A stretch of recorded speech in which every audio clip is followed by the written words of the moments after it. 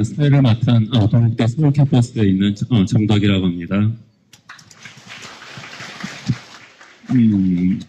나는 여러분들이 여기 동참하신 분들이 아시다시피 벌써 우리가 정말 한국 불교에서 초유의 천막계 열사가 지금 시작된 지가 한 달 반이 지금 지나고 있습니다. 그래서 그동안에 여러분이 잘 아시다시피 스님들 9분의 스님들이 정말 노력도 안 하시고 삭발이나 일치 안 하시면서 지금 하루에 14시간 이상 정진하고 계신데요. 그래서 과연 이런 스님들께서 정진하시고 아주 굉장히 지금 고행을 하시는 그 의미가 뭔지에 대해서 우리가 한 번쯤 정리하는 그런 자리가 있으면 좋겠다. 그런 의미에서 이런 지금 자리가 마련이 됐습니다. 그래서 오늘 여기 여러 교수님들을 모시고 우리가 한번 지금 결사의 의미가 무엇인지 그거에 대해서 한번 같이 들어보는 자리를 마련했습니다. 그래서 지금 여러 분이 오셨는데요. 그럼 우선 먼저 오늘 여기 계신 참석자분들을 소개해드리고 그리고 그분들의 말씀을 듣는 시간을 가지도록 하겠습니다. 먼저 그 두 분 교수님께서 발표를 해주시겠는데요. 먼저 중생과 함께하는 붓다와 함께하는 중생이라는 그 발제 제목으로 중앙승가대 포교사회학교에 계시는 김홍철 교수님 오셨습니다.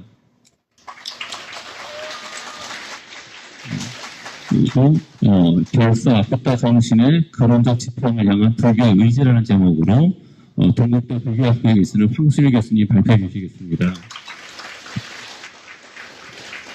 그리고 지정 토론으로 여러 교수님들 와주셨는데요. 먼저 영남대 의과대에 계시면서 한국교수발자연합회장 교수님 김성규 교수님 오셨습니다. 네, 동국대 불교학술원의 박인석 교수님 오셨습니다.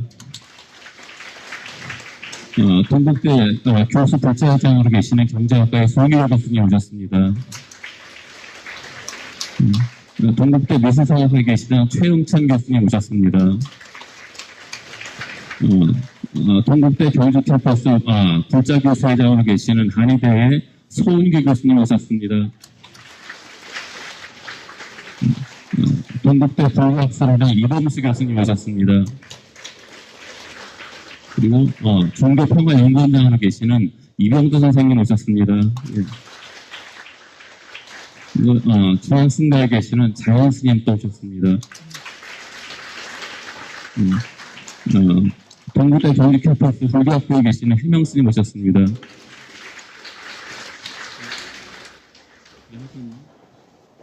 예, 다 오셨나요? 예, 그러면 이제 여기에 다 참석하셨고요. 그러면 지금부터 우선 김홍철 교수님으로부터 이 발제를 통해서 중생과 함께하는 붓다와 함께하는 중생에 대해서 말씀을 듣겠습니다. 오늘 박수 치시게 감사합니다. 고맙습니다. 잘못하면 박수를 못 받을 뻔했습니다. 오늘 이 자리에서 저희가 그 상월 선언 천막결사의 그 시대적 지향점을 놓고 이 말씀을 드리게 된 것은 사실 역사적으로 이미 큰 공덕의 축적이 된 결과라고 볼 수가 있겠습니다. 제가 발표할 주요 내용은 자료집에 있습니다. 그래서 이것을 다 읽으려고 그러면 제가 오늘 1시간 정도 발표해야 되는데 전체적으로 저에게 15분 정도 시간이 주어져 있어서 내용을 간략하게 요약해서 말씀드리고 나머지 내용은 자료집을 토대로 이해해 주시기를 부탁을 드립니다. 이 자리는 사실 임진왜란이 끝난 다음에 각성 스님께서 도총섭이 되셔가지고 이 남한산성을 축성을 하셨어요. 이 남한산성 축성하실 때 스님들이 3천여 분이 동원이 되셨고 또 국가로부터 정부로부터 조정으로부터 제대로 식량을 공급받지도 옷을 공급받지도 못했습니다. 왜냐하면 스님들이 식량을 공급받으면 2배로 일을 해야 됐거든요.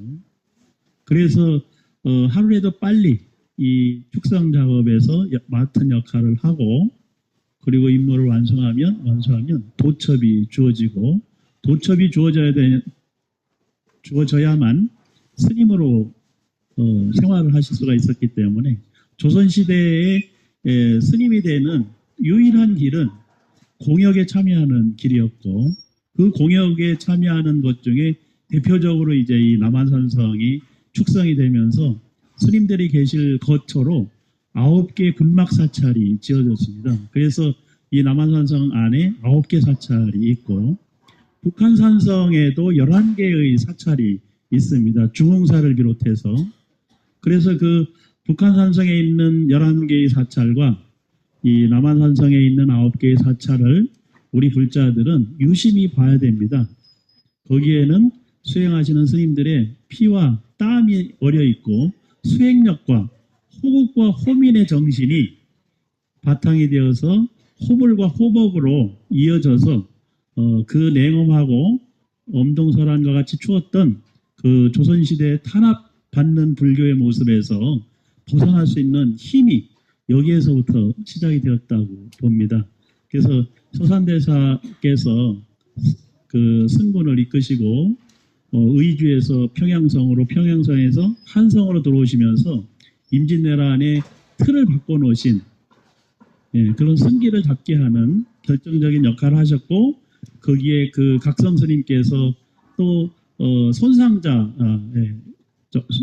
되시는데 그런 그 큰 역할을 하심으로 인해서 조선 중기 이후에 이 조선 불교가 새로운 그 번영과 발전의 토대를 만들게 되었고 바로 이 자리가 그런 기틀이 되었던 자리입니다. 그리고 바로 이 자리에 또 군법당이 있었고요. 그리고 이제 상원선언으로 이어지게 됐다는 것은 이미 오랜 그 스님들의 수행력과 공덕이 축적된 산물이라고 봅니다.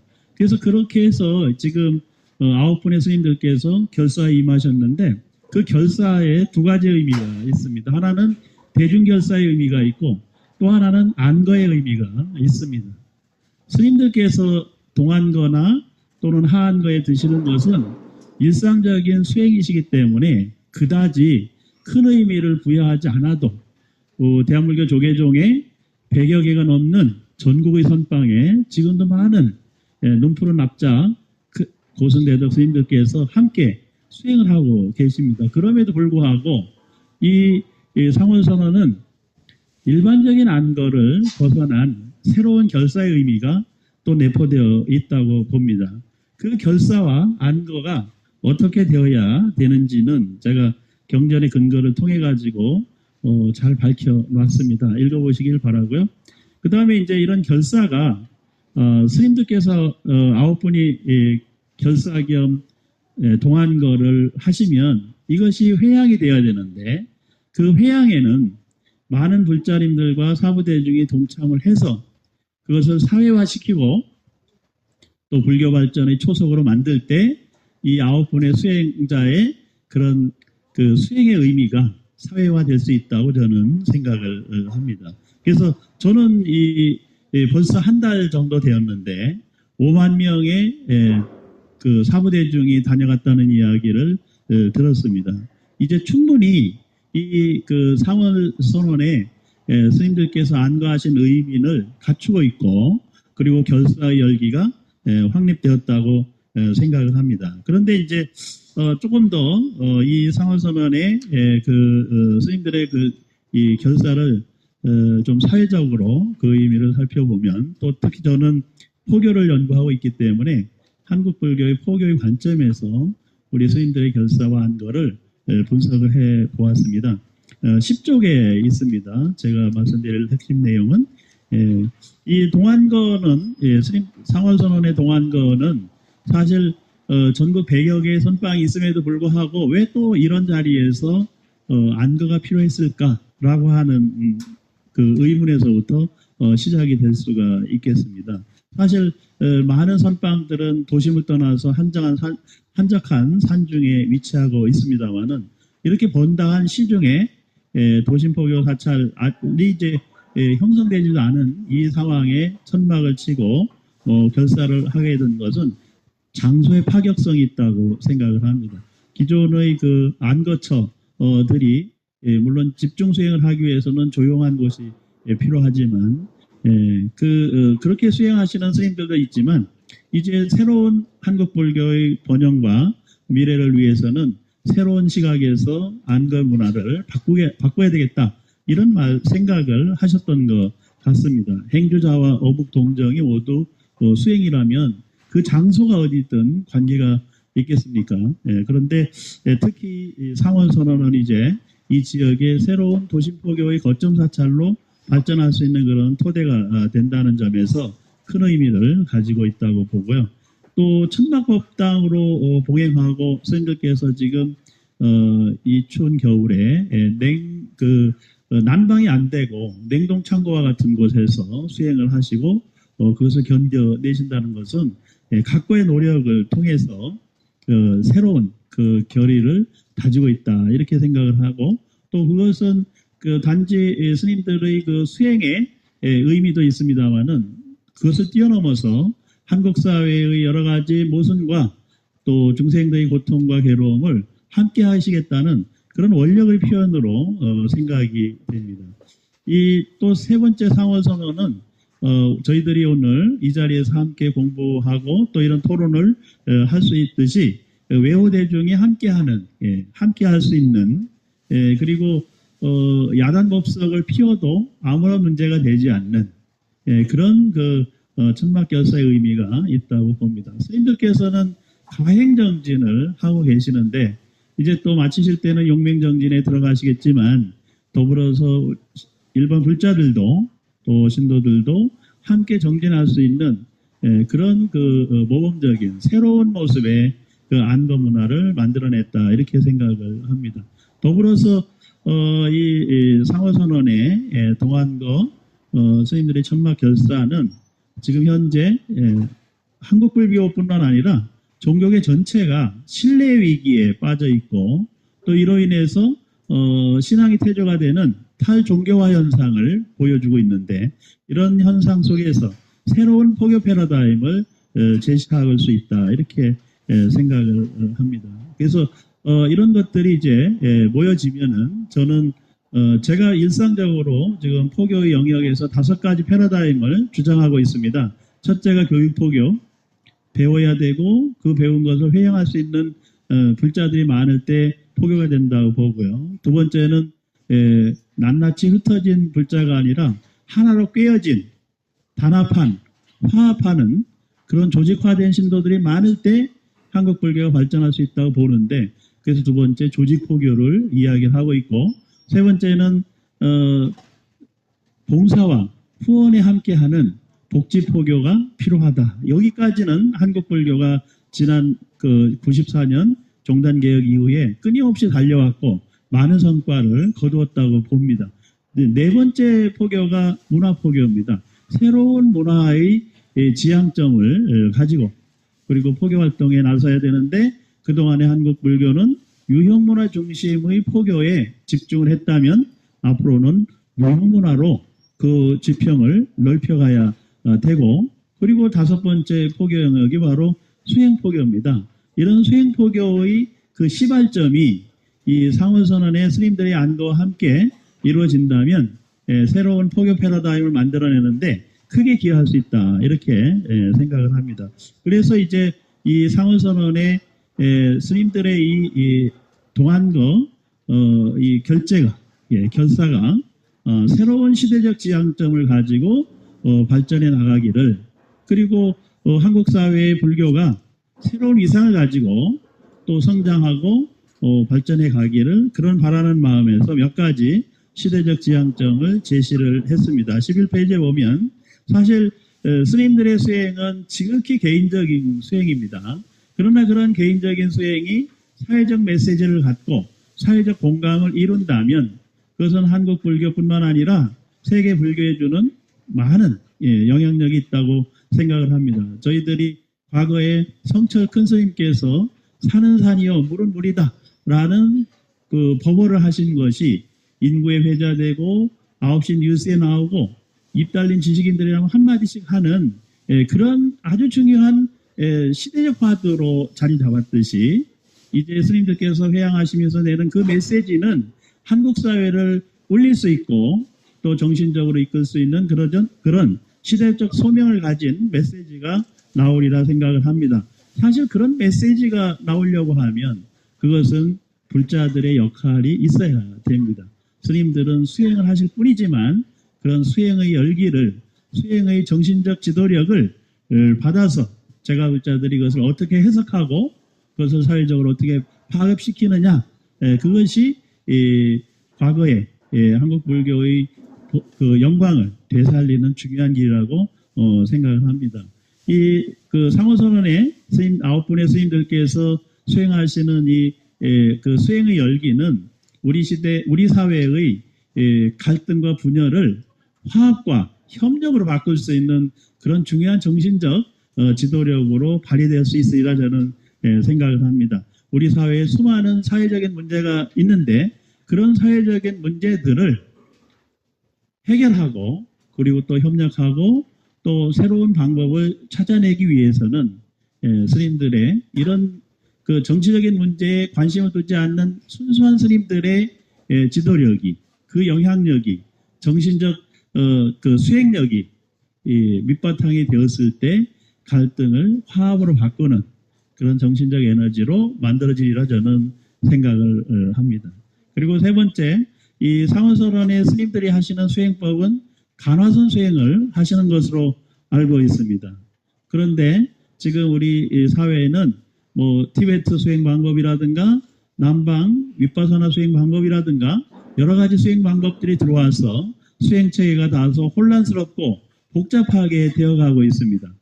근데 이 상황에서 이런 수행 환경 속에서 스님들께서 간화선을 바탕으로 한 전통의 수행 방법을 제대로 개선 발전시키면서 더불어서 사회에 영향을 줄 수 있는 그런 응용 수행 방법들, 그리고 많은 사람들이 동참할 수 있는 쉬운 수행 방법으로 다시 재해석이 되고, 그리고 또 그런 방법들이 개발이 된다면 간화설 중심으로 하는 대한불교 조계종의 수행 풍토가, 그리고 그것을 통해서 수행하시는 스님들의 그 수행력이 더 사회적으로 확산이 되고 한국 불교의 수행 풍토 개선에도 크게 기여하리라고 생각을 하고, 또 꼭 그렇게 되도록 저희들도 열심히 공부를 하고 함께 나가셔야 되겠다 생각을 합니다.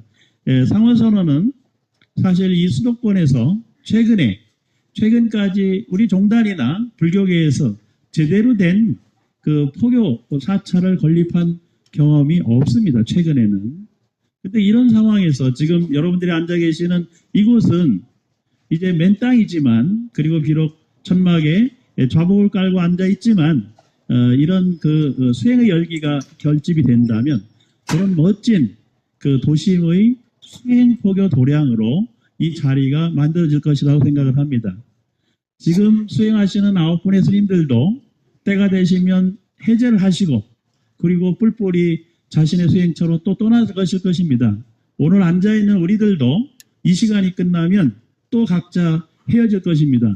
그렇지만 스님들의 9분의 스님들이 쌓아놓은 수행의 공덕과 저희들이 신심으로 만들어가는 그 공덕의 탑이 결집이 된다면 바로 이 자리에 후대의 이름을 남길 수 있고 또 크게 기여할 수 있는 수도권의 중요한 도심포교 도량이 충분히 만들어질 것이라고 저는 봅니다. 그래서 저는 이 9분의 그 수행의 결과가 이 상호선언이라는 도심포교 도량으로 멋지게 그리고 장엄하게 회양되기를 기대하고 또 바라면서 오늘 말씀 마치고자 합니다. 고맙습니다. 감사합니다.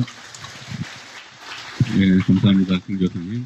네, 다음은 결사, 부다정신의 근원적 지평을 향한 불교 의지라는 제목으로 황순일 교수님의 발표를 듣겠습니다.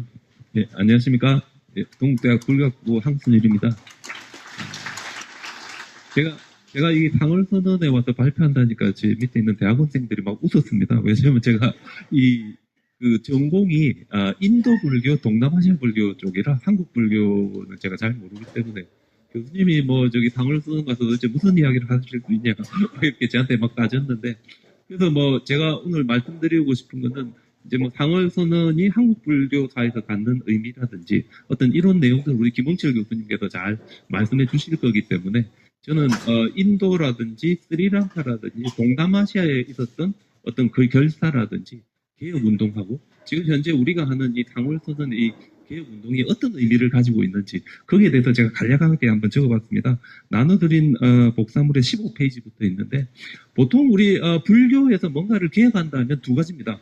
보통 정화라고 하기도 하고 결사라고 하기도 하는데 정화라는 것은 주로 이 국가 권력이 개입해가지고 불교 교단을 청정하게 만드는 건데 대표적인 예가 이제 우리 그 아쇼카 왕이 제함결집 이전에 불교 내부에서 분열을 일으키거나 의견이 다른 사람들에게 흰옷을 입어서 불교 교단에서 추출했다 하는 이야기가 있습니다. 그래서 이게 이제 대표적인 게 정화 같은 케이스가 되고 우리나라 같은 경우에 제가 생각해 봤을 때 제일 마지막에 있었던 거는 보통 우리 법난이라고 합니다. 80년대 초반에 있었던 그게 이제 대표적으로 이제 정화라고 할 수 있습니다.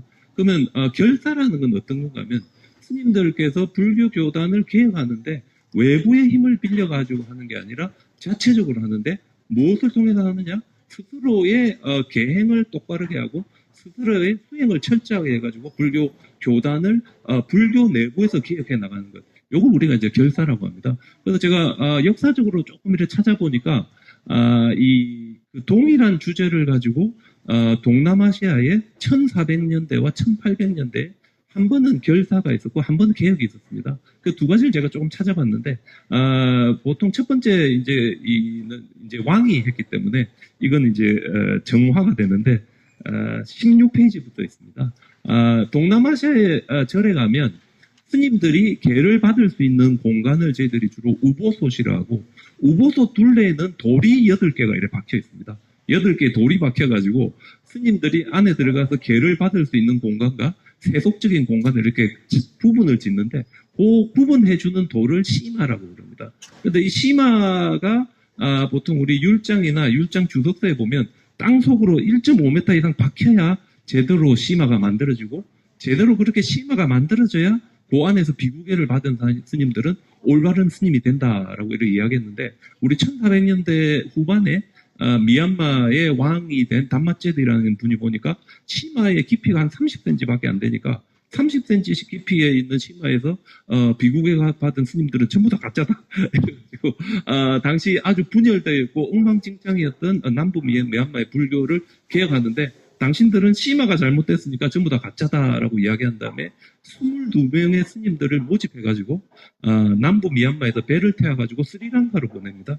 그리고 이분들이 스리랑카에서 물이 흐르는 깔레아니 강에서 정식으로 수계를 받고 다시 돌아와가지고 남부 미얀마에 새롭게 청정한 불교 교단을 이렇게 세우고 기록에 보면 한 5년 안에 16,000명이 넘는 스님들이 새로운 이 시마에서 계를 받는데 이걸 저희들이 이제 깔냐니 시마, 깔냐니면 좋다 이런 뜻인데 아주 좋은 시마, 좋은 강에서 한 좋은 시마다 이랬는데 이게 이제 대표적으로 이제 왕이 불교 교단을 직접 이렇게 개혁한 예가 됩니다. 이게 뭐 장점은 있지만 단점은 바로 이 사건을 계기로 동남아시아 불교가 스리랑카 불교에 종속되어 버리는 어떤 그런 결과를 낳게 되는데 반대 경우도 있습니다. 반대 경우는 1800년대 중반인데 뭐 킹의 나이라고 우리 그 뮤지컬에 보면 그 율브리너가 자기 아들을 교육시켰는데 그분이 이제 몽쿠시입니다. 태국 짝그리 왕조의 4번째 왕이고 교육을 받은 사람은 쭌라롱콘이고 이분이 이제 5번째 왕이 됩니다. 근데 이 몽쿠스는 젊어서 어린 시절에 10대 때 이제 단기 출가를 하게 되는데 단기 출가를 해가지고 보니까 궁전에 사는 것보다 절에 사는 게 훨씬 더 재밌어가지고 이분이 안 돌아가고 계속 스님을 하겠다 이렇게 결정을 합니다. 그 다음에 이제 이분이 빨리어를 공부했는데 1800년대 중반에 가장 유명한 빨리어 학자가 태국의 4대 왕 몽쿠시였습니다. 왕이 되기 전에. 그래서 이분이 이제 빨리어 경전을 직접 읽어보니까 태국에서 하는 여러 가지 관습들이 빨리어로 된 경전에 있는 내용과 어긋나는 게 많았기 때문에 이런 식으로 된다면 우리 태국 불교 스님들도 전부 다 엉터리다. 뭐 이렇게 이제 결론을 짓고 자기가 태국 불교의 계행을 철저히 하고 수행을 철저히 하고 제대로 된 수계 전통을 세우겠다고 맹세를 한 다음에 사실 미얀마는 우리나라가 일본 싫어하듯이 태국 사람들이 싫어합니다. 왜냐하면 1762년에 미얀마군이 태국의 수도를 완전히 다 부숴버립니다. 아유타야라는.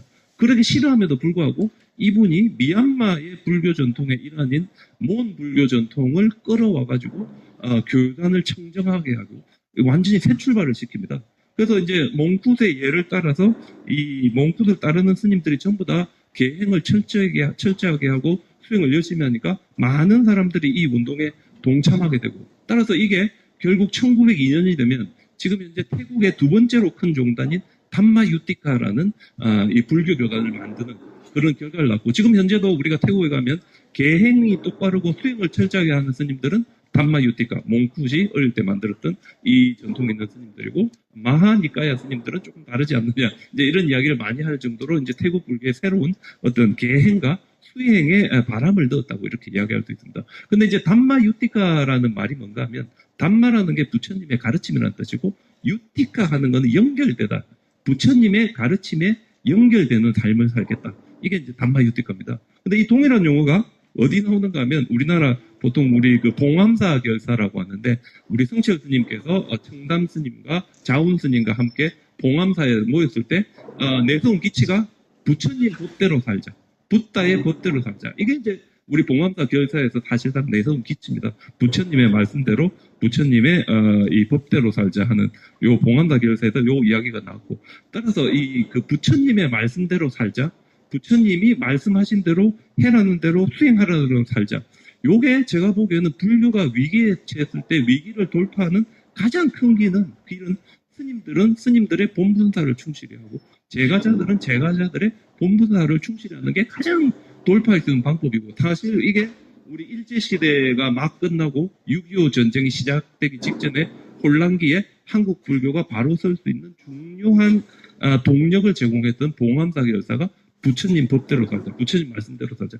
태국 불교 같은 경우에 그 당시에 아주 혼란했던 1800년대 중반에 그 이 혼란한 상황을 수습하는 것도 부처님의 가르침에 직접 연결되어서 부처님의 말씀대로 살자 이거였습니다. 그래서 어떤 이런 의미를 가지고 제가 한번 요 세 가지 사건, 제가 말씀드린 이 그 아쇼카 왕 이야기, 그 다음에 태국 이야기, 미얀마 이야기를 드렸는데, 제가 이걸 가지고 우리 이 그 상울선언을 조금 생각해 봤는데, 스리랑카의 아누라다푸라라는 고대 도시에 마하니까야라는 아주 큰 불교 교단이 있었습니다. 근데 이 불교 교단은 도시에 있다 보니 스님들이 신도들 상대하고 뭐 이런 거 하다 보니 이제 수행할 시간이 없다 해가지고 마하니까야에 있는 일련의 스님들이 아누라다푸라를 나와서 스리랑카 중부 지방에 이제 덤불라로 가가지고 새로운 모임을 만드는데 자신들의 이름을 아란니까라고 했습니다. 보통 아란냐 하면 숲이라는 뜻이고요.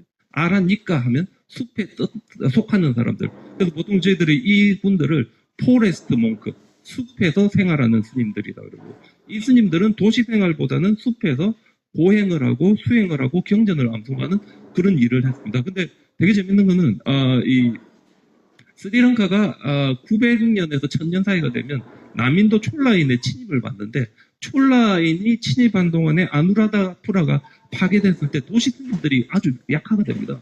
그래서 이 그 남인도 촐라인들이 물러나고 나서 스리랑카가 다시 독립했을 때 스리랑카 불교 전체가 아란니카를 중심으로 통합이 되고, 바로 이 아란니카를 중심으로 통합된 불교가 오늘날의 동남아시아, 태국, 미얀마 이런 쪽으로 캄보디아, 라오스 쪽으로 흘러가서 사실상 오늘날의 남방불교의 뿌리는 우리가 아란니카다, 숲속불교 전통이라고 할 정도로 중요한 어떤 이 스님들의 결사가 되는데, 제가 생각해 보니까 우리 이 상월선언은 이 숲속불교 전통을 현대적으로 도시적으로 이렇게 옮겨놓은 거 아닌가. 사실 우리 오랫동안 우리 한국 불교에서는 도시에는 포기하고 깊은 산 속에 가서 이제 수행한다 하는 어떤 이런 공식같이 있었는데, 바로 그런 공식과 같은 걸 패러다임을 과감하게 극복하고 우리 숲속에서 정말 우리가 할 수 있는 거를 똑같이 우리가 도시에서 하겠다.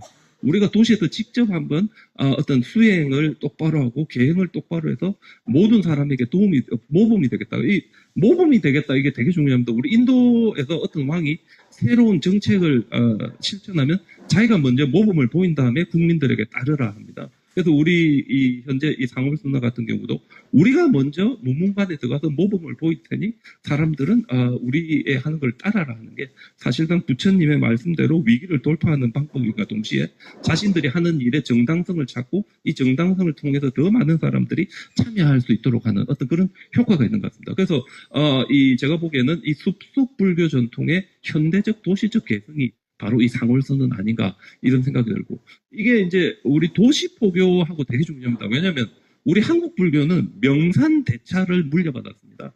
정말 아무것도 안 해도 그냥 살 수 있는 든든한 유산을 물려받았지만 너무 우리가 거기에 집착하다 보니 어떤 도시라든지 신도시라든지 상당히 좀 거리를 두어봤고 그러다 보니 다들 아시겠지만 우리나라의 인구는 계속해서 도시와 함께 도시로 갔는데 사찰은 함께 도시로 많이 나가지 못했기 때문에 사실상 도시의 주도권은 저희들이 타종교에 이미 다 내어준 상태 속에서 지금 이제 저희들이 요즘 와서 제가 신도시 포교라든지 요즘 와서 제가 도시 포교 이런 이야기 이제 제대로 듣고 있습니다. 그래서 더 이상 우리가 옛날같이 도시는 포교 이 깊은 명산 대찰에선 수행 이런 패러다임을 과감하게 버리고 바로 이 상월선언은 도시 한가운데서도 우리가 충분히 수행을 하고 도시 한가운데서도 충분히 우리가 어떤 계행을 철저하고 수행을 하는데 모범을 보이며 사람들이 따를 수 있도록 하겠다는 어떤 새로운 이런 패러다임의 전환이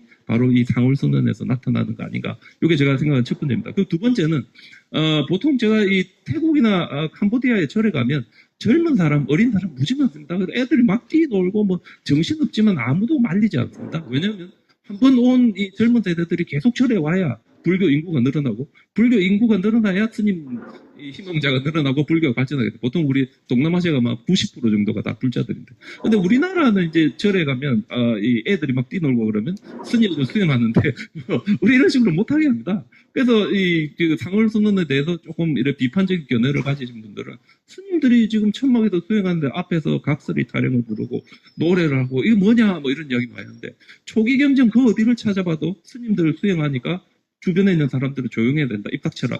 이런 이야기 전혀 안 나옵니다. 수행은 스님들의 본분사고 어떠한 어려움이 있더라도 자기 자신이 이걸 극복하고 하는 게 수행입니다. 그리고 제가자들의 할 일은 저희들 보통 짜뚜 빠짜야 다야카라고 그러는데 불교 교단이 지속되기 위해서는 스님들이 머물 수 있는 장소가 음식과 의복과 약품을 공급하는 게 제가불자들의 일입니다. 그래서 제가불자들은 불교 교단의 짜뚜바짜야 다야카 이 네 가지를 계속해서 공급하면 스님들이 이 제가불자들에게 여기에 대한 공덕을 내리고 바로 이 공덕이 쌓이고 쌓이면 저희들이 이제 미래에 복 받게 된다. 죽은 다음에 천상대교에 지옥에 가지 않는다. 이게 이제 보통 우리 동남아시아 불교의 공식입니다. 그래서 양쪽이 서로 이렇게 상호 보완적인 관계가 만들어지는데 사실 오랫동안 우리 한국 불교의 상황을 보면 스님들의 수행은 아주 깊은 산속에 선언했어요. 어떤 제가자들은 선언 근처에도 가지 못했기 때문에 스님들의 수행과 제가자들의 보시가 만날 수 있는 연결고리가 사실상 떨어진 채로 상당히 오래 있었습니다. 제가 이 상월선언을 보면서 느낀 것은 바로 이 제가자들의 보시와 제가자들의 의무가 스님들의 수행이 바로 요 앞에 있는 요 야단법석이라는 이 공간에서 하나로 맞는 거 아닌가. 이 우리 불교, 한국 불교사의 아주 드문 일입니다. 근데 이제 비슷한 사례가 이제 태국에 있었는데, 태국의 1800년대 후반부터 1900년대 초반까지 습속 불교 전통을 방콕이라는 대도시에 정착시킨 유명한 스님이 있습니다. 부타다사 스님이라고 있는데, 이분은 수행에 들어가면 진짜 유명하신 분이었지만, 이분이 제일 좋아하는 이야기가 담마테인먼트라는 이야기가. 담마는 부처님의 말씀이고 테인먼트는 엔터테인먼트니까 부처님의 말씀을 너무 어렵게 배우는 게 아니라 우리가 즐기면서 보통 사람들이 즐기면서 아주 흥겹게 부처님이나 불교를 받아들이자. 이게 이제 담마테인먼트고 이런 이야기를 많이 했습니다. 그래서 제가 요 부타고시아 스님 이야기를 생각하면서 상월선언을 생각해 보니까 이거야말로 메디테인먼트 아닌가. 메디는 이제 메디테이션, 명상이고 테인먼트는 엔터테인먼트.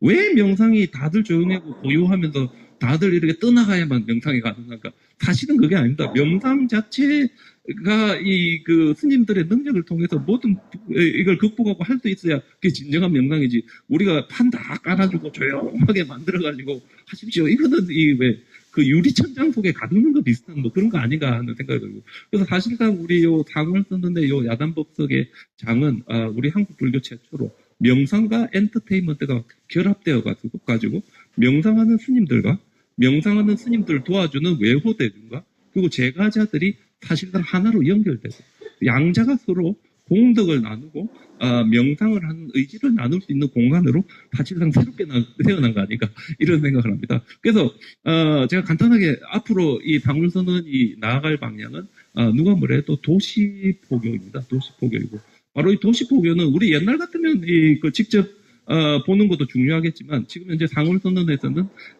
이 유튜브도 하고 있고 우리 밴드도 하고 있고 카톡도 하고 있고 다양한 이 수단들을 사용해가지고 우리 하고 있는데 이것도 우리 한국 불교 최초입니다. 왜냐하면 우리 보통 이 지금 현재 시대를 초연결 시대다. 이 전화기를 가지고 모두가 다 연결되고 적시적으로 어떤 일이 있을 때 우리가 다 결과를 볼 수 있는데 바로 이 상월선언에서 하는 이 천막 결사에 대한 적시적인 반응을 모두가 함께하고 모두가 소통하고 모두가 같이 나누기 때문에 어떤 이런 게 훨씬 더 새로운 시대에 맞는 어떤 그런 방식인가 동시에 바로 이곳이 지금 이 앞에 보면 아파트가 엄청나게 많이 들어오겠지만 우리 한국 불교가 새로 개척해야 될 영토입니다. 신도시 내지 도시는 바로 이 도시로 나가는 든든한 터전이 바로 이 상월선언이 되어야 되겠다 이런 생각. 예, 간단하게 이상으로 마치겠습니다. 감사합니다. 네, 수고하셨습니다, 황 교수님.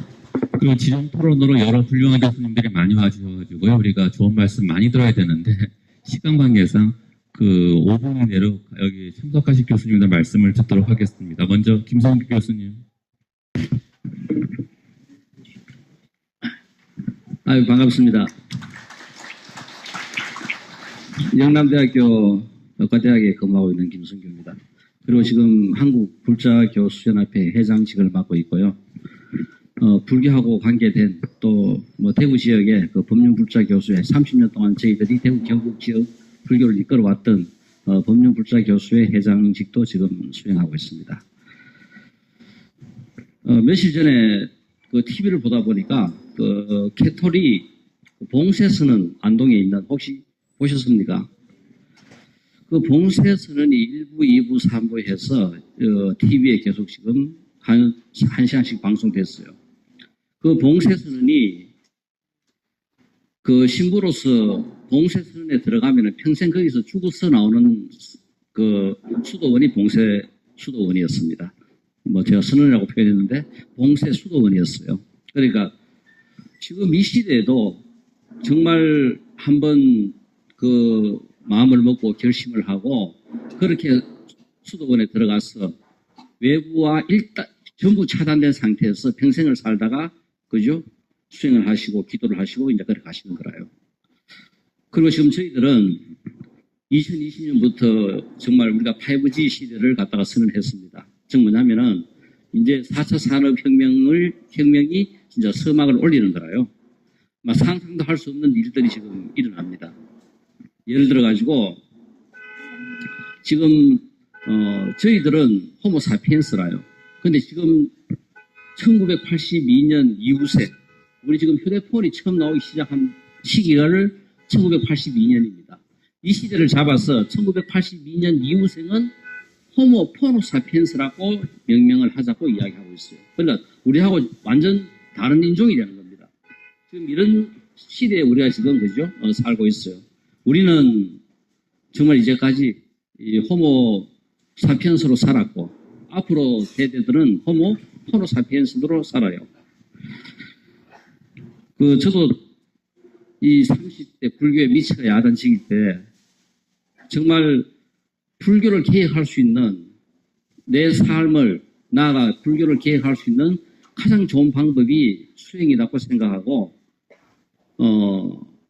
이 생 안 태어난 셈치고 한생 수행하면서 살자. 저는 입먹고 100년 결사 운동을 계속 지속하고 있었어요. 거의 공부하고 계시는 분이 꽤 되는데 이것을 만들어서 계속 지금 진행을 하고 있지만은 과연 우리가 이 상월 선언의 이 결사를 한번 보면서 우리가 이 결사라는 것은 뭔가 어떤 새로운 흐름에 대해서 또 새로운 흐름이 필요할 때 아마 고대 인도에서부터 시작해서 불교가 2600년 흘러오면서 결집이라든가 새로운 어떤 시대 흐름에 결사와 비슷한 운동들이 있었고요. 한국에서도 우리가 정예 상수 이런 결사 또 요새의 그죠? 백년 결사 그리고 또 만불 연불 결사 이런 것들이 고려 시대부터 시작해서 조선 시대 거치면서 한국 불교의 어려운 시기 때 불교를 새롭게 이끌어온 성단을 또 새롭게 정화시킨 이런 작업들을 했습니다. 과연 저희들에게 무엇이 필요할까? 불교 인구는 급속하게 우리가 줄어든다고 생각할 수 있습니다. 그렇지만은 불교뿐만 아니라 지금 전 세계 모든 사람들에게 이 탈종교 현상이 급격하게 일어나고 있어요. 이런 상황에서 그리고 우리가 종교라는 것은 아까 조금 전에 우리가 명상을 이야기했듯이 명상은 폭발적으로 지금 전 세계 인구들에게 지금 그죠 증가하고 있습니다. 그러면은 우리가 이런 부분들을 어떻게 접목시키면 잘할 수 있을까? 우리가 결국은 이 결사라는 것이 불교의 새로운 흐름을 우리가 바꾸어갈 수 있다고 생각한다면은 이 결사 운동이 일회성으로 거쳐서는 그 일을 지속적으로 우리가 수행할 수 없다고 생각합니다. 이렇게 우리가 지금 앞으로 발제해 주신 두 분 교수님께서의 그 많은 내용들을 정말 여기서 그대로 우리가 실천을 할 수 있으려면은 이 결사가 일회성의 결사가 되어서는 되지 않다는 생각을 하고요. 정말 한번 이런 마음으로 결사를 했다면은 평생 그거로 해서 결사 운동을 계속 하시고 그러면 여기 외워하는 대중들도 끊임없이 이렇게 모여들 거고 그러면 새로운 불교 운동이 또 여기서부터 아마 일어날 수 있지 않겠나 하는 생각입니다. 그래서 저는 이 결사가 일회성의 결사 어떤 그런 거로 거치는 것보다는 정말 어떤 마음으로 결사를 했는지 저는 모르겠습니다. 그렇지만은 정말 이런 뜻으로 결사를 시작했고 이 결사가 원만하게 잘 성취되고 한국 불교를 새롭게 그죠 탈바꿈시킬 수 있는 계기를 만들려고 한다면은 이 결사가 끊임없이 지속돼야 되지 않겠다는 생각입니다. 일회성으로 거치지 말고 정말 이 어려운 시기에 불교를 새롭게 태어날 수 있는 진정한 결사가 되었으면 합니다. 지속적으로 이 결사가 계속 되었으면 바랍니다. 감사합니다. 네, 동국대 불교학 수련회 박인석입니다.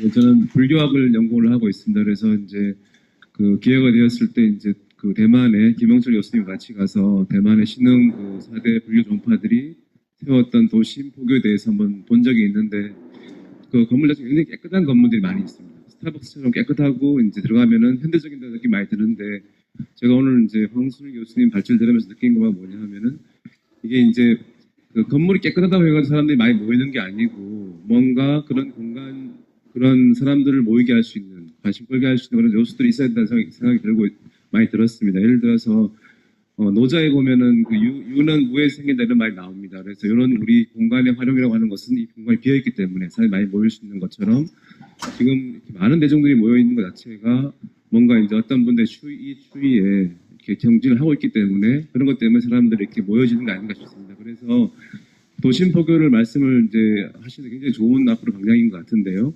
그런 부분에 있어가지고 이제 더 중요한 것은 뭔가 이제 그런 공간에서 어떤 분들은 굉장히 치열하게 뭔가를 하고 계시다. 이게 이제 있기 때문에 그런 것들이 사람들의 마음을 끄는 게 아닌가 하는 생각이 들었습니다. 그래서 이제 오늘 발표에는 조금 일반적인 거 다르겠지만 제가 이제 황순일 교수님께 한번 질문 드리고 싶은 게 뭐냐 하면은 동남아시아의 어떤 결사 이런 것들에 있어가지고 그런 결사라고 하는 것은 수행 공동체이기 때문에 여러 인원이 모이게 되는 것이고 또 기간도 있을 것 같습니다. 앞에 말씀하신 교수님 말씀처럼 일회성이 아니라 어떤 기간이 있을 것 같으니까 지금 앞에 선례를 봤을 때 결사했을 때 어떤 대충의 어떤 인원과 어떤 기간 이런 것들을 좀 설명해 주시면은 앞으로 이게 조금 더 이제 우리가 이제 이 결사를 이해하는 데 도움이 되지 않을까 싶습니다. 예, 제 말씀 마치겠습니다.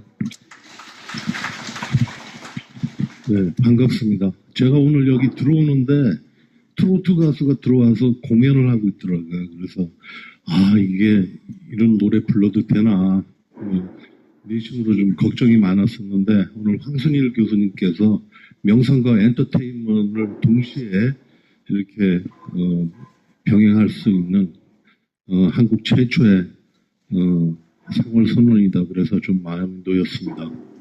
저는 조계종 중립대학의 동국대학교죠. 동국대학교의 불자 교수회장을 맡고 있습니다. 저는 불교를 학문적으로 연구하고 있지 않고 경제학을 가르치고 있습니다. 그럼에도 불구하고 중립대학이기 때문에 막중한 책임을 가지고 있습니다. 지금 한국 불교가 불교 인구수도 감소하고 또 출가하시는 스님 수도 감소하고 또 우리 사회 전반적으로 보면은 탈종교화 현상이 일어나고 있습니다. 그래서 신도수가 지금 1위 자리를 뺏기고 말았습니다. 개신교한테. 그래서 여러 스님들과 만나서 스님들이 걱정하시는 이러한 말씀도 많이 전해 듣고 또 앞에 계시는 우리 동국대학교 정각원장 묘주 스님께서도 항상 고민을 하고 계십니다. 이러한 막중한 시즌에 이 상울선언에 그야말로 인간의 한계를 뛰어넘는 9분의 스님들이 정말 상상하기도 저 같은 이제 보통 신도로서는 감히 상상하기도 힘든 이러한 어려운 결단을 해주시고 계십니다.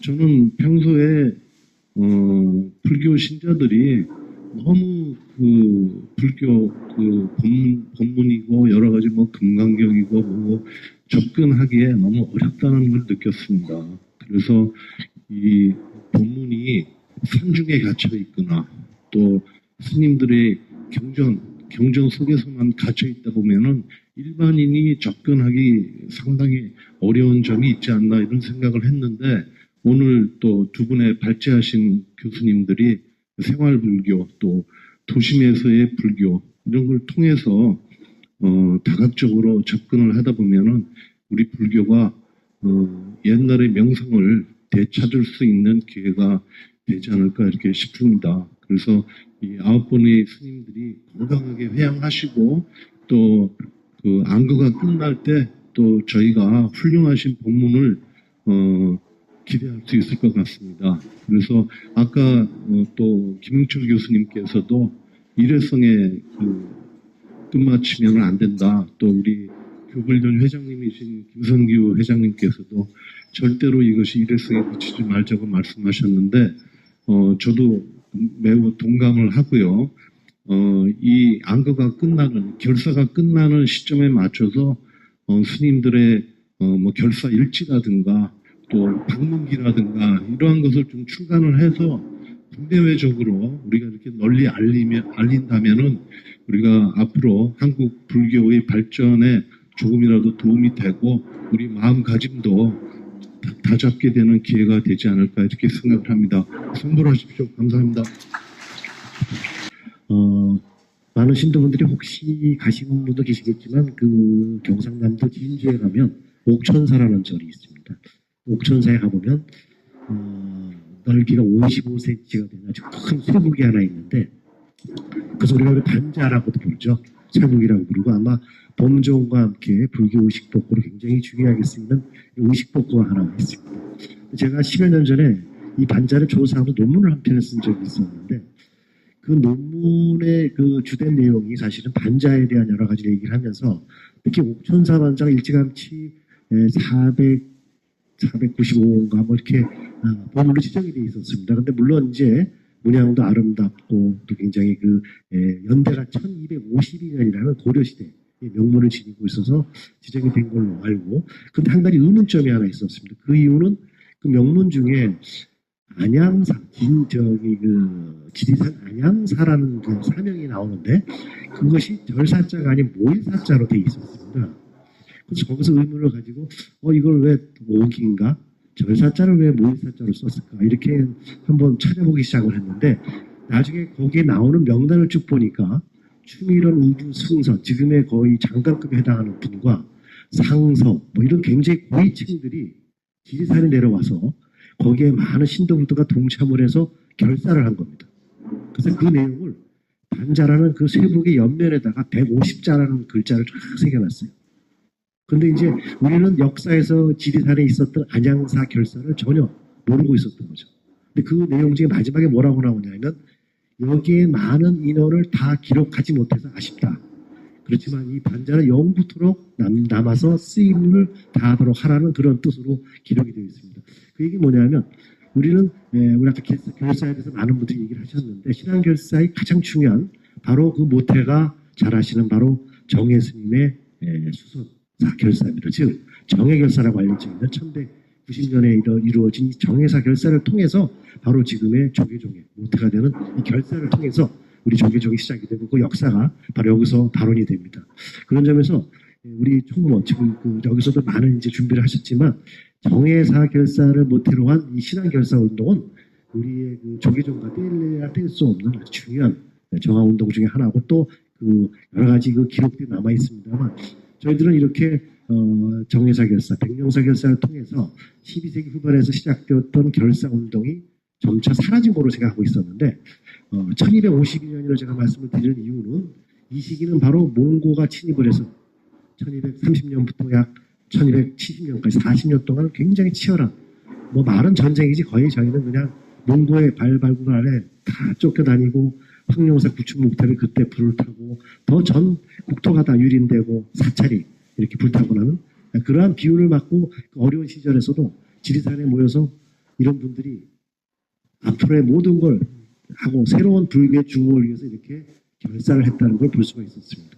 그래서 그 결사의 내용을 작은 쇠북이나마 거기다 기록을 하고 역사의 영토로 남기고자 했던 것을 보고 지금 잊혀졌던 안양사라는 지리산의 결사를 제가 한번 다시 찾은 적이 있는데 오늘 이 결사는 이처럼 지금 혼란한 우리 지금 사회에서 또 하나의 중흥을 이룰 불교의 새로운 정풍이자 새로운 운동이자 새로운 불교의 역사라고 생각이 됩니다. 그래서 나중에라도 우리 상원 선원의 상월 결사가 큰 불교계의 하나의 큰 획을 긋는 그러한 중요한 아마 전환점이자 구심점이 되리라 믿습니다. 그래서 이런 결사 운동이 하나에 그칠 것이 아니라 앞으로 이런 결사를 통해서 새로운 또 우리 불교가 중흥될 것이고 저는 아울러서 이 결사의 모임에 대한 내용을 영원히 후대에서 또 간직하고 또 기억할 수 있도록 하나의 어떤 기록으로 반드시 남기고 그런 것을 만든 하나의 그 회양이 반드시 이루어져야 된다 이렇게 생각을 합니다.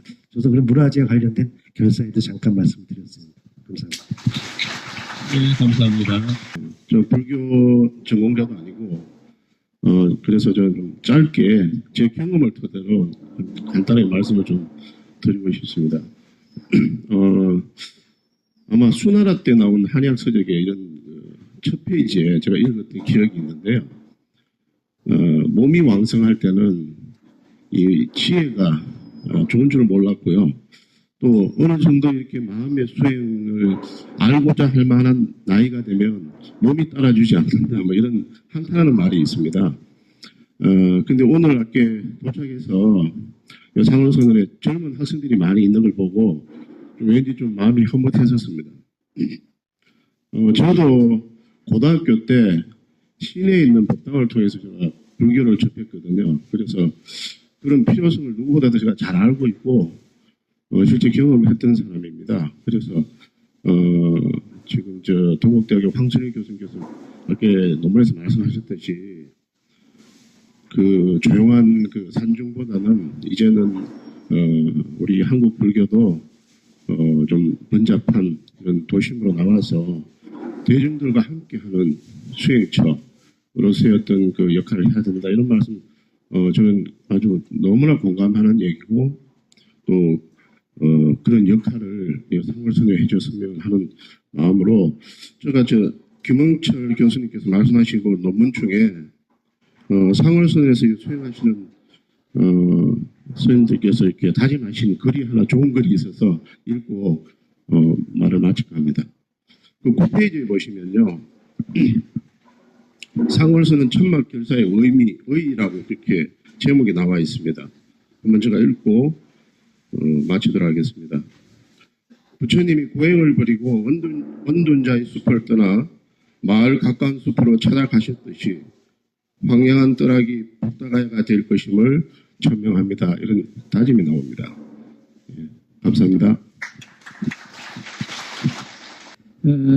오늘 이 상월선언의 결사에 대해서 제가 가지고 있는 의견을 좀 같이 나눠보도록 하겠습니다. 오늘 황순일 교수님께서 숲속 불교 전통의 장점을 훼손하지 않으면서 우리 도심 선언의 새로운 전통 패러다임을 만들어 보자 이렇게 강조하셨습니다. 이번 상월선언에서는 네 가지 결사에 대한 목표를 분명히 가지고 있습니다. 예, 첫 번째 결사가 정진결사입니다. 그런데 우리가 가지고 있는 이 정진결사라는 거를 이렇게 습속 불교에서 도심 불교로 왔을 때는 그 정진결사에 대한 부분을 구체적으로 어떤 목표를 가질 것인지 생각을 해봐야 될 것 같습니다.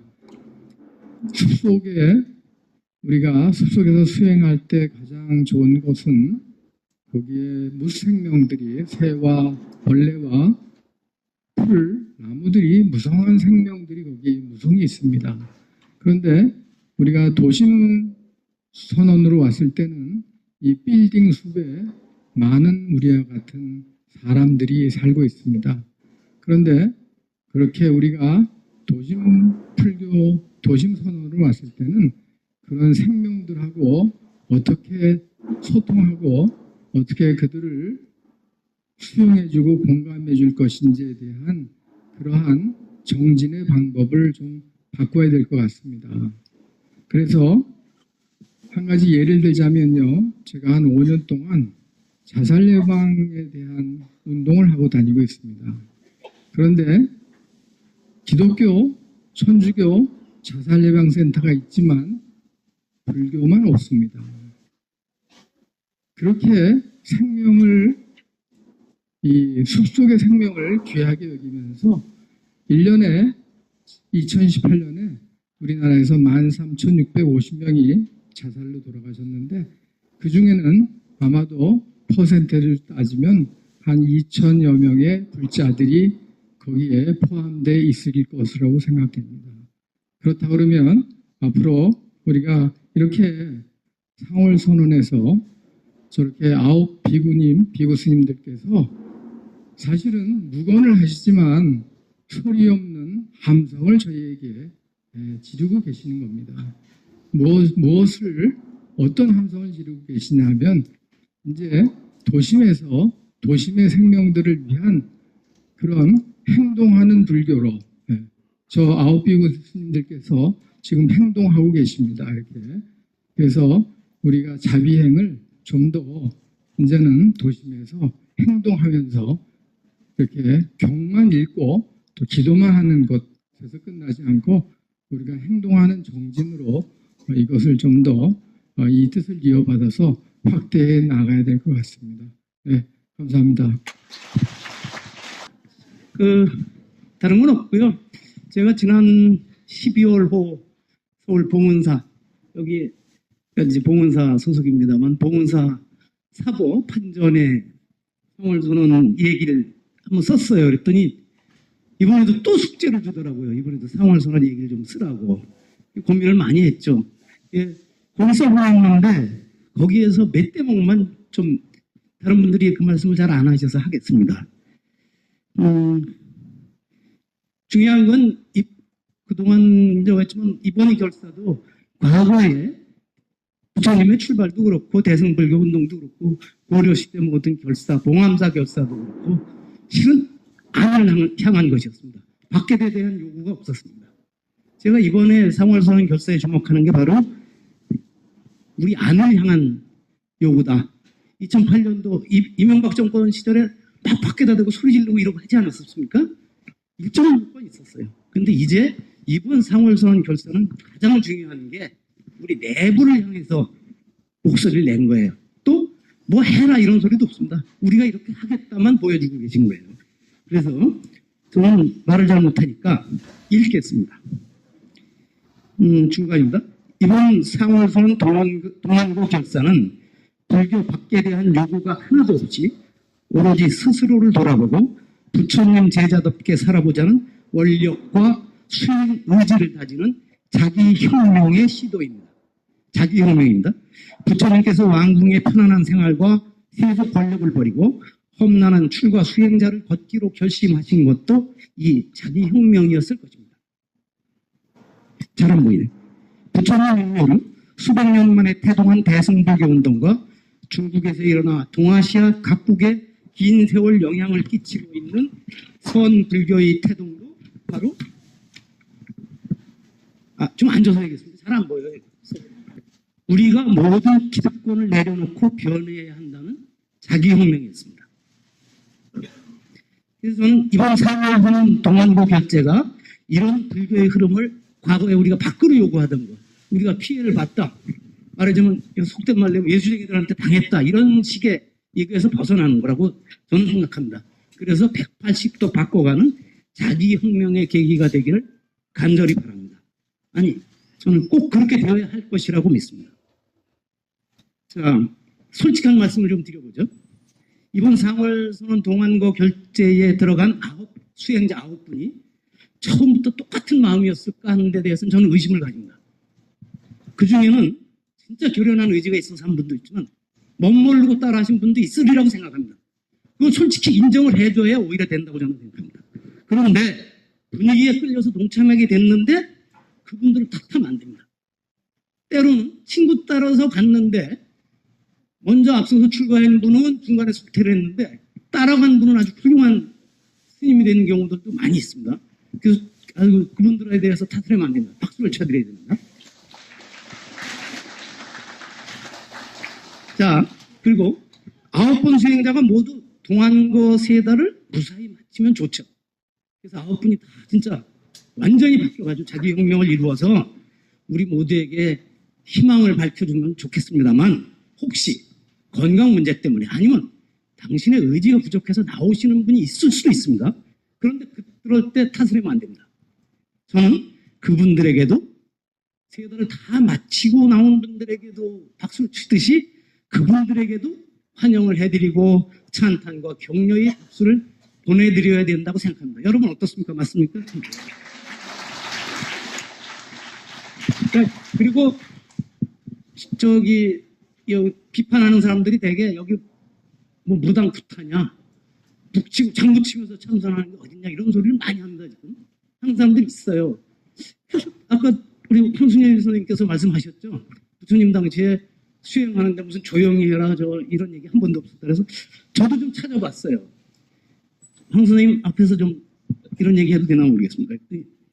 그 부처님께서 마지막 열반의 길을, 그 가는 길을 다룬 장하암경인 유행경이라 그러고, 남방불교 그 상자부불교 파리어 경전에는 대반 열반경인데, 거기에 보면 그런 얘기가 나옵니다. 부처님께서 이런 말씀을 하셔요. 어떤 사람이 자기 옛날 스승은 술에 500대가 지나가도 모르고 말하자면 수행을 했다는데, 부처님께서 그 대용만 하겠습니다. 부처님의 얘기를 그대로 읽겠습니다. 내가 한때 아월 마을에 갔다가 한 초막에 있었는데, 그때 기이한 구름이 갑자기 일더니 뇌성병력이 쳐서 황소 4마리와 그 농부였던 형제 2사람을 죽이자 사람들이 많이 모여 있습니다. 당시 나는 부처님입니다. 초막에서 나와 천천히 경행하고 있었는데 그 사람들 중 어떤 사람이 와서 이제 그 사정을 얘기하더라는 거예요. 이렇게 해서 번개가 치고 뇌성병력이 쳐서 사람이 죽고 소가 4마리 죽었습니다. 그래서 그러면서 부처님께서는 아까 어디 계셨었습니까? 그러니까 깨어 계셨습니까? 주무셨습니까? 부처님이 나 여기 있었고 그때 자지 않고 있었다. 그러니까 그 사람이 아니 그런 경우가 있습니까? 이렇게 뇌성병력이 쳐서 사람이 죽어나가고 그러는데, 부처님께서 그런 얘기를 다 하고 난 다음에 부처님이 이제 법문을 듣고 사람들이 다 기쁨을 얻고 이랬다는 얘기가 있어요. 저는 아까 비슷한 얘기를 합니다.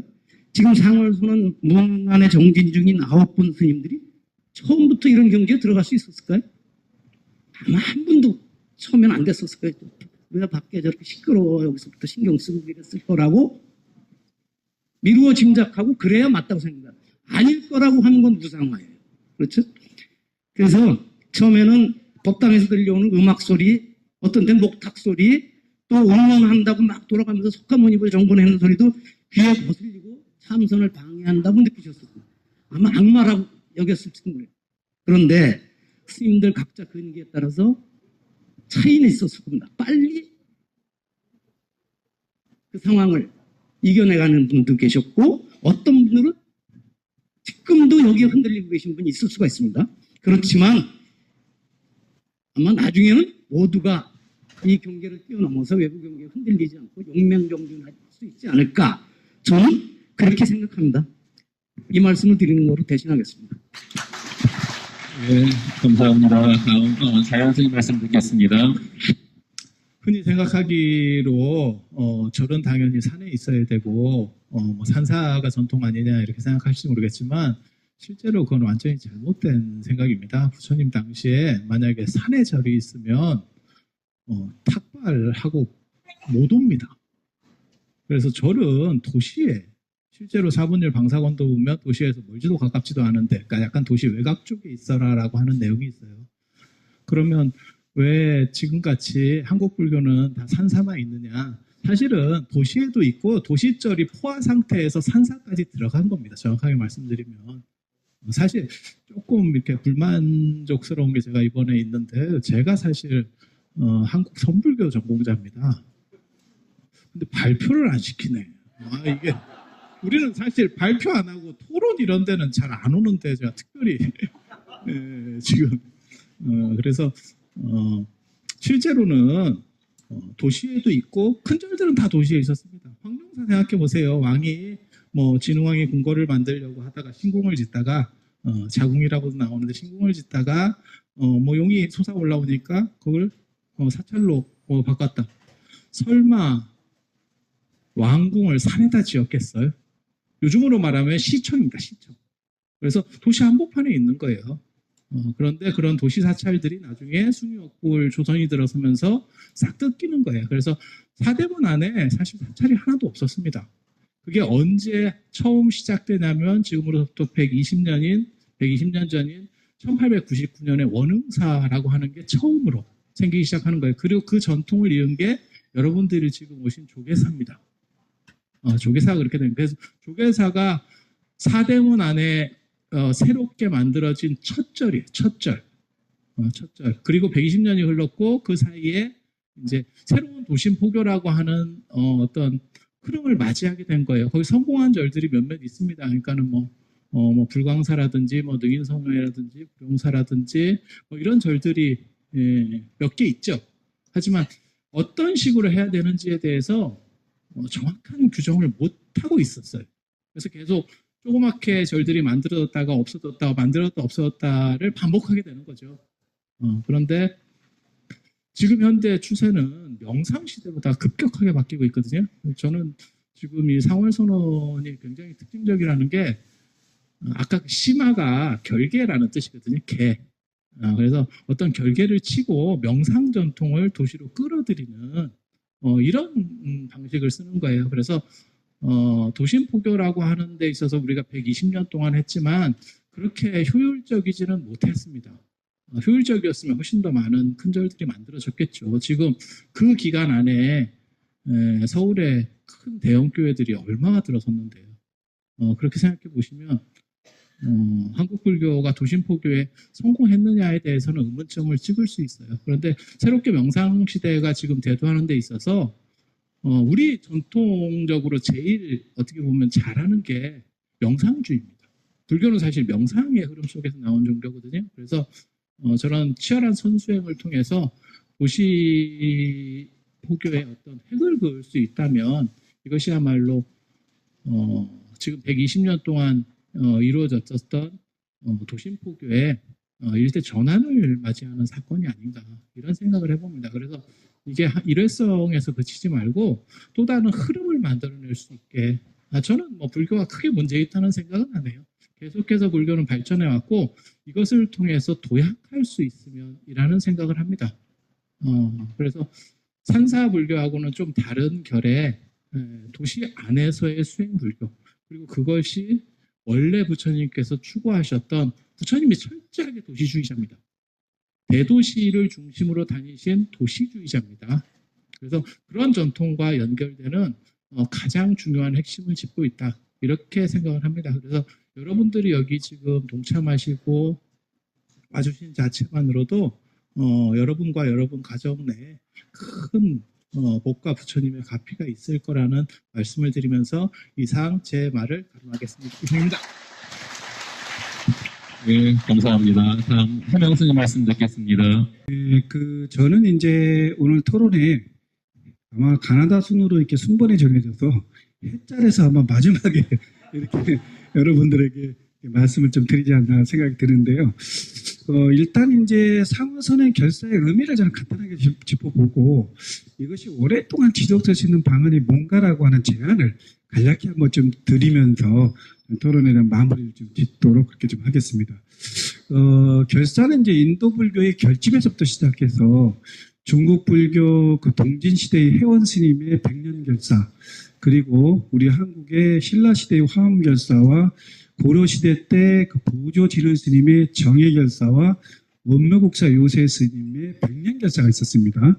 1947년도에 황선영 교수님과 또 김을식 교수님 다 발표하신 봉암사 결사, 그거를 기반으로 해서 이 상월선언의 천막 결사가 획기적인 새로운 패러다임을 제시하고 있는 그런 모습으로 더 발전했다라고 생각이 드는데, 개인적으로 보게 되면은 이 고려시대 때 보조진을 스님의 정예결사라고 하는 것은 도노와 정예의 수행을 하는 모든 근기가 조금 높은 분들을 위한 결사였다라고 하게 되면은 원묘국사 요새는 강진 백년사에서 죄장이 두터워서 참회가 필요한 나약한 범부를 대상으로 하는, 철저히 하근기를 대상으로 하는, 지금으로 보게 되면은 상월선에서 이야기하고 있는 모든 분들이 다 동참할 수 있는 수행의 길, 그러한 부분들의 정신들을 제시해줬다라고 볼 수가 있기 때문에 상월선언의 이런 모습은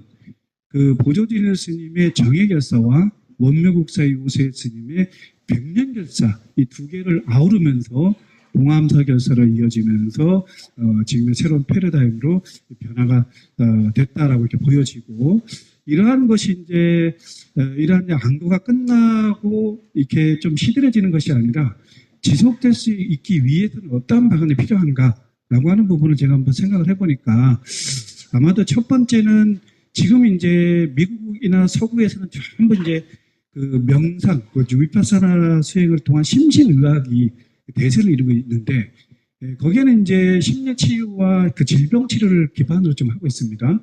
근데 간화선 수행이 오히려 더 뛰어난 그런 정신질환과 질병치유라고 하는 그 효과가 있음에도 불구하고 많이 연구라든가 홍보가 좀 미진해서 그러한 부분들에 대한 연구나 홍보들이 더 많이 된다면 상월선언의 이러한 선방들이 더욱더 많은 분들에게 보급이 되지 않을까, 그런 한번 생각을 해보고요.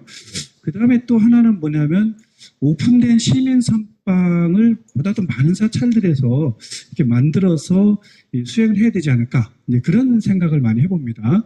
시민 선방을 지을 수 있는 공간이 없다라고 하게 되면은 법당을 활용해서 그 시기별로, 시간별로 누구나 다 참여할 수 있는, 지금 여기서 하고 있는 이런 모델들을 이어받는다라고 생각하면 좋을 것 같고요. 그리고 또 하나는 뭐냐면 반드시 참선 지도사가 거기에 이제 계셔서 초심자, 초학자들 위해서 하나하나 이제 지도를 해주는 그런 이제 전통들이 또 아울러서 만들어진다면 더욱더 많은 분들이 이러한 이제 상월선언의 정치를 또 이어받고 그 9분의 그 스님들의 아주 깊은 어떤 그 가르침의 메시지들을 지속적으로 이어갈 수 있지 않을까, 그런 생각을 하면서 거기도 올해도 이어졌으면 하는 그런 바람을 가지면서 간단하게 말씀을 마무리 짓도록 하겠습니다. 감사합니다. 예, 감사합니다. 이렇게 오늘 오신 선생님들한테 더 좋은 말씀 많이 들어야 되는데, 시간강사 이상으로 상월선언 천막결사의 역사적 의미와 과제에 대한 발표와 토론, 그리고 모든 이런 여기에 행사를, 세미나를 마치도록 하겠습니다. 감사합니다.